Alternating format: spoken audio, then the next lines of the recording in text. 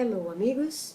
Aqui é a Isabel Monteiro, a gringa Brazilian, e hoje eu gostaria de conversar com vocês sobre o que é a esquerda compatível, também conhecida como a esquerda globalista, ou a esquerda neoliberal, ou a esquerda financiada por Washington.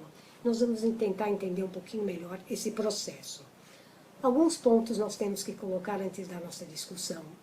Primeiro é que eu não sou uma pessoa que odeia os Estados Unidos, é totalmente contra-americano. Pelo contrário, eu gosto muito dos Estados Unidos, passei boa parte da minha vida nos Estados Unidos, gosto da cultura americana.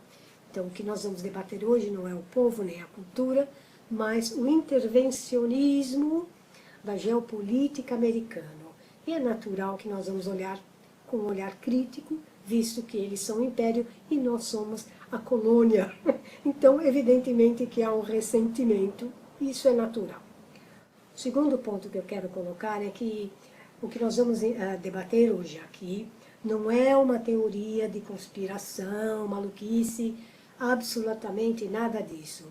Nós vamos construir o nosso entendimento baseado nos fatos históricos, nos documentos que já foram publicados, em livros e teses que já estão amplamente distribuídas ao público.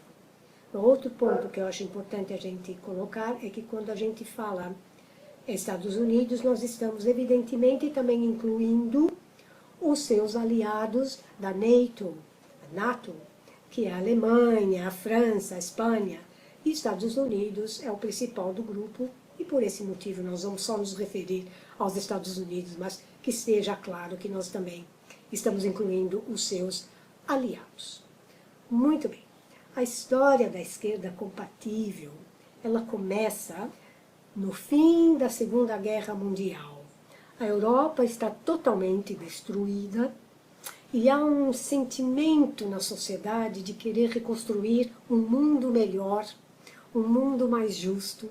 É nesse contexto que o socialismo e o comunismo estão em alta, porque há uma necessidade enorme do governo interferir na reconstrução com a ajuda da sociedade.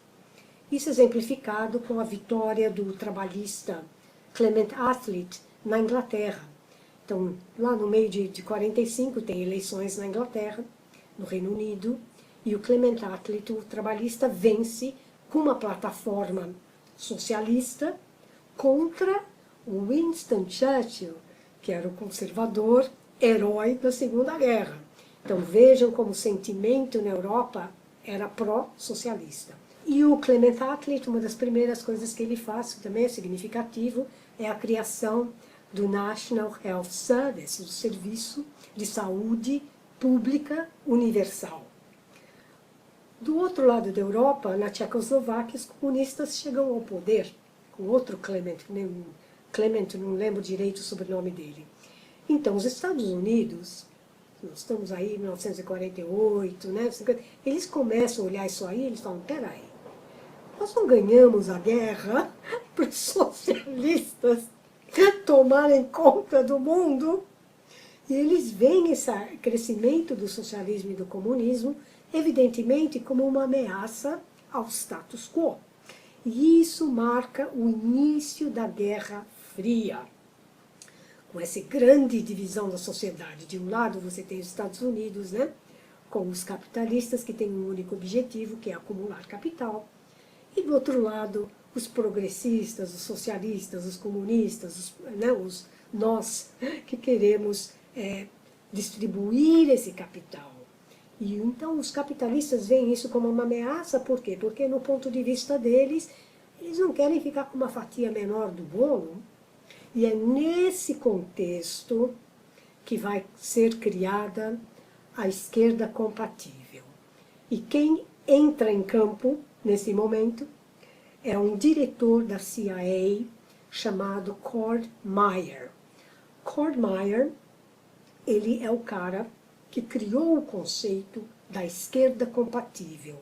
O entendimento dele é muito esperto, porque ele olha essas duas forças da sociedade, o capitalismo americano que eles têm que proteger, e essa emergência do socialismo e o comunismo, que quer dividir o capital, e ele percebe que essas duas forças vão sempre existir. Você não tem como eliminar a esquerda do mundo. Você teria que matar metade da humanidade e ainda assim ela renasceria, talvez ainda mais forte.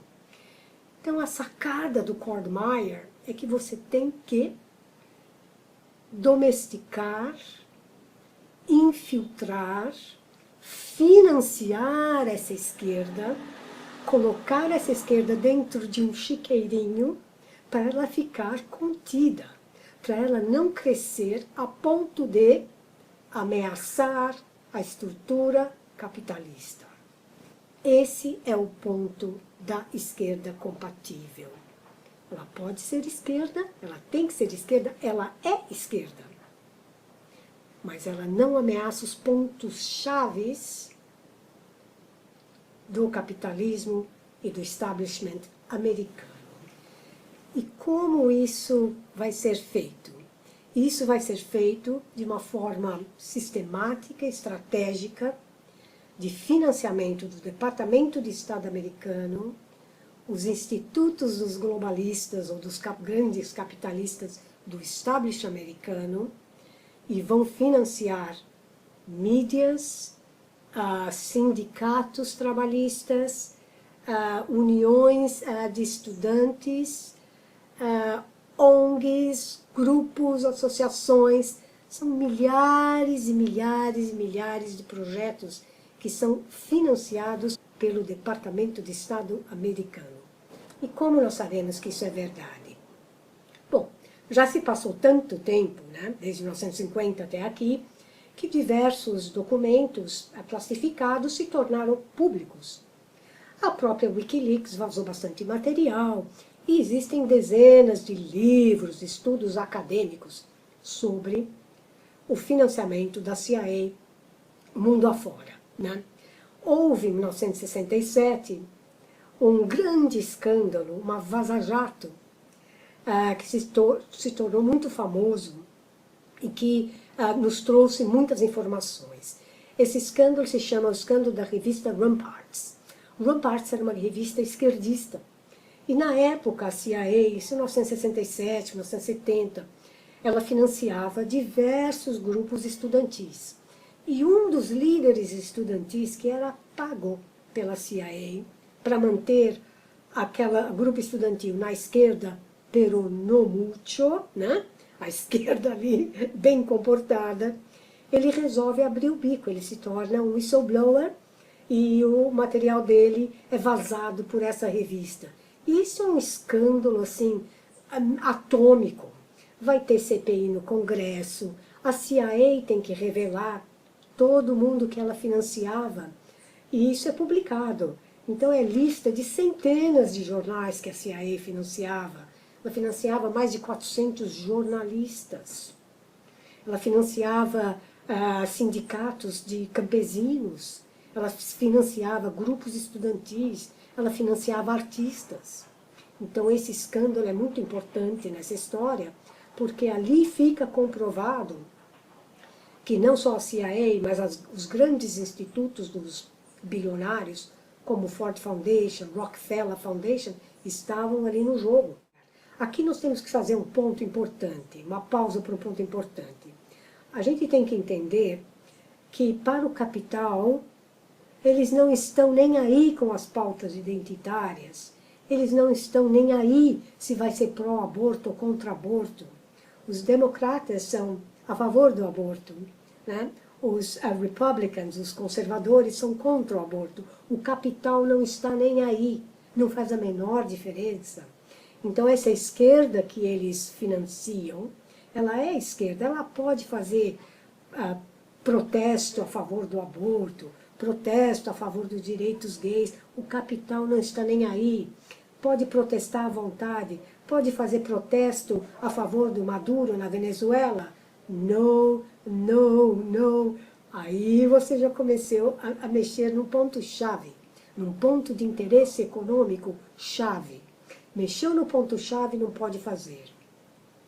Pode fazer protesto contra a violência da polícia nas favelas? Pode. Pode fazer protesto contra a CIA? Pode. Pode fazer um protesto apoiando o Assad na Síria? Não, não, não. Por quê? Porque isso vai contra os interesses econômicos do capital americano.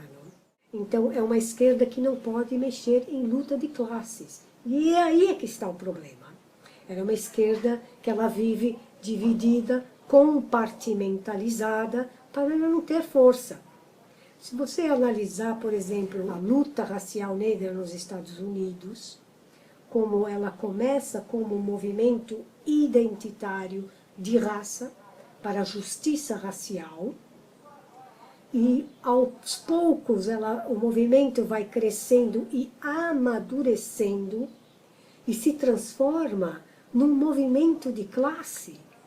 E aí é que ele fica forte. Eu fico até arrepiada lembrando de certos discursos do Fred Hampton, quando ele diz: nós somos os pretos e que se juntem a nós os amarelos, os índios.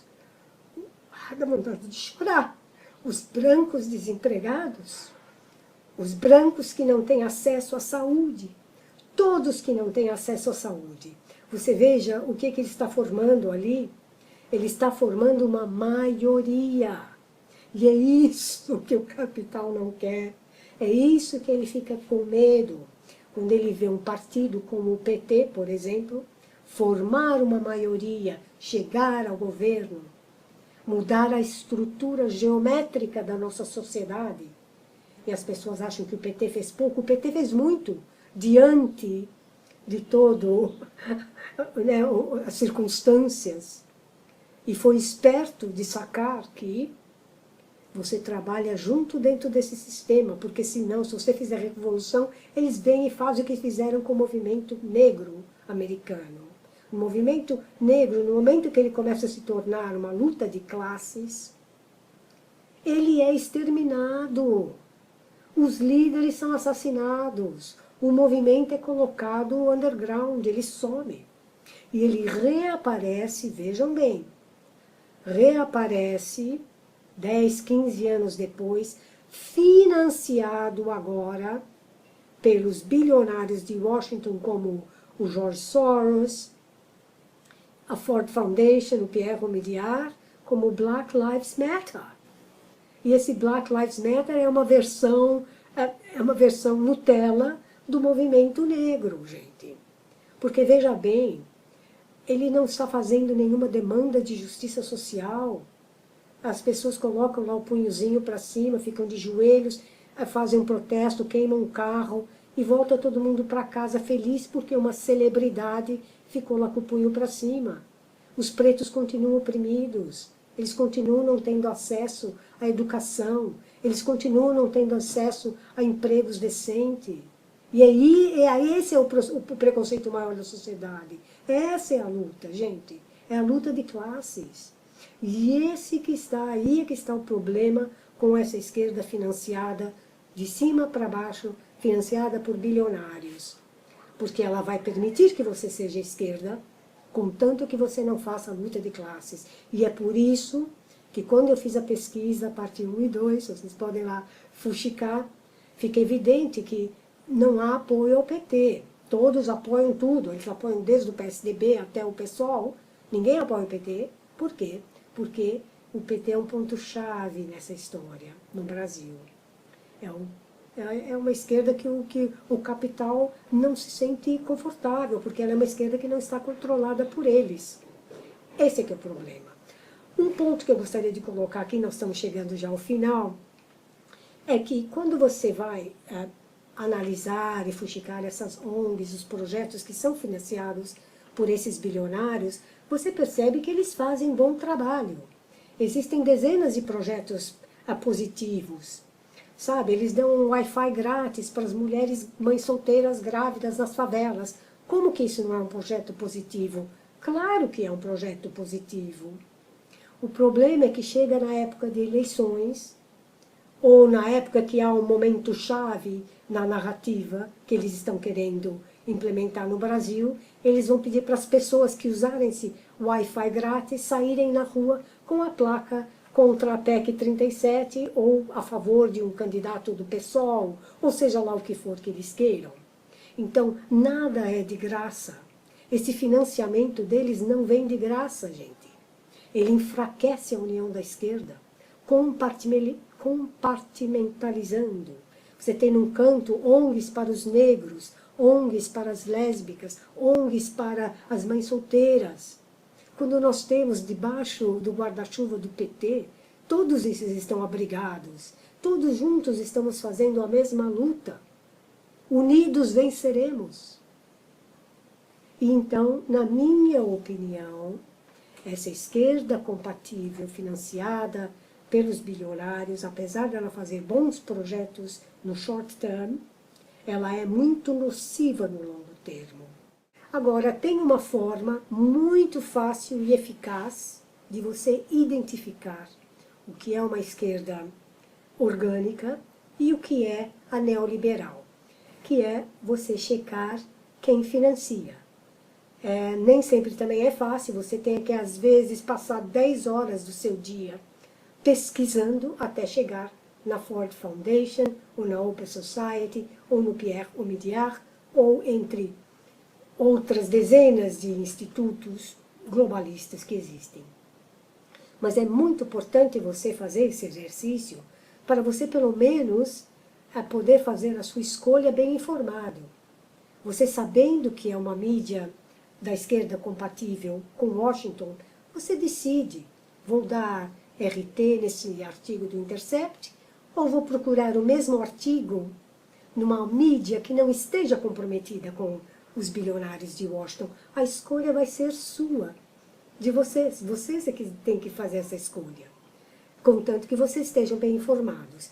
E eu quero deixar aqui um desenho muito fácil da gente lembrar, que vai se chamar O Polvo da Gringa.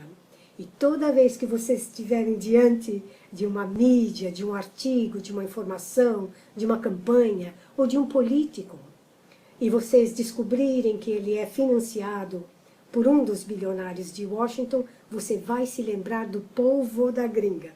E o polvo é basicamente um resumo de tudo que a gente conversou aqui. Na cabeça do polvo está o Departamento de Estado americano, a cúpula do establishment do governo de Washington e também os seus aliados. Vinculados a eles e conjunto ao financiamento estão os bilionários de Washington, que mudam a cada 10, 20 anos, mudam alguns nomes, mas no fundo eles têm a mesma função e os mesmos interesses. E é através deles que são financiadas centenas de mídias, de ONGs e de projetos. A partir desses ONGs e mídias e projetos são milhares de operações. Então é muito importante a gente ter ciência disso, para a gente ter noção da influência que esses caras estão tendo no ecossistema político e social do Brasil. Isso é muito, muito importante. Então, próxima vez que você ver uma ONG bacaninha, ou uma campanha, ele não, você vai pesquisar quem está financiando, e a partir do financiamento, se for de Washington, você vai lembrar do polvo da gringa. Esse polvo é uma homenagem ao Lula. Espero que o Lula use o polvo. E você vai poder, então, tomar uma decisão consciente, sabendo que, no fundo, você vai estar olhando para uma operação que vem de Washington. Essa é a minha apresentação hoje sobre a esquerda compatível. Além do polvo, eu vou deixar também aqui algumas fontes de informações e dicas de livros para leitura, para quem quiser se aprofundar um pouco mais sobre o assunto. Quem ficou com alguma dúvida e gostaria de fazer uma pergunta, olha, Com toda sinceridade, gente, eu não sou expert no tema, mas eu sou uma pessoa que gosta de descobrir como as coisas funcionam realmente. E se eu puder descobrir e tirar alguma dúvida, eu farei com o maior prazer. Então você pode deixar aqui nos comentários, ou se preferir, me contata lá na Twitter da Gringa Brazilian. E semana que vem eu posso postar um videozinho com algumas respostas ou questões que vocês colocaram, será um prazer. Espero que vocês estejam bem, espero que vocês estejam dentro de casa. E fica aqui um grande abraço. E agora você é um expert em esquerda compatível. Nós precisamos debater o nome esquerda compatível, que eu acho que não é o melhor nome. Por quê? Ele é um pouco sofisticado demais. Eu acho que o nome precisa já dizer na lata, na capa, o que é. Eu chamaria de esquerda neoliberal, porque aí já dá uma conotação negativa, você já está contando metade da história ali. Essa seria a minha opção. Também esquerda globalista também é uma opção. Se vocês tiverem sugestões diferentes, coloquem aí. Fiquem bem, abraços.